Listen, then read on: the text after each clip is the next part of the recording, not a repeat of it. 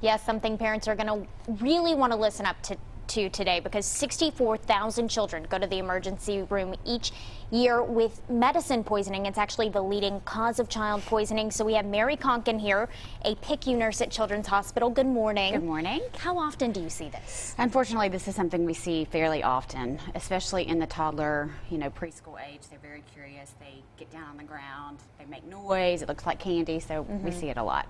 All right, what's the seriousness to it? It's very serious. A lot of times adult medicines, we don't really know what they do to a child's body, so we have to watch them, especially, in the PICU, just to monitor them. Okay, if mom and dad don't see the kids grab the medicine, what are the symptoms they might see?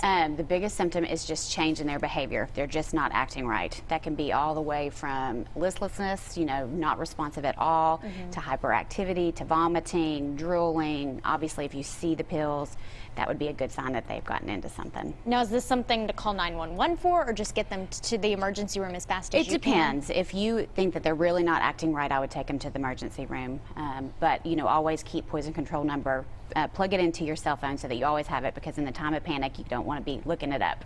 Okay, and I was going to ask, if you do walk into the bathroom and you see the pills there, what is the first thing you do? Is it call poison control? I would, it depends. If your child's not breathing, if your child is really, lethargic, I would call 911 probably before you call poison control. Okay, and do y'all offer any tips to parents to prevent this? Absolutely. Prevention is key.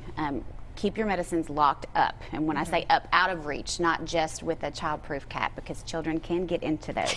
Probably better than a lot of adults. Absolutely. In addition to your house, nearly half of them are from grandparents' medicines, so that's something you need to think about wherever your child is, to be aware that if there's medications around. Okay, great advice. Thank you so much for being here with us today, and we're going to get all of this up on local8now.com, but for now we're going to head to break.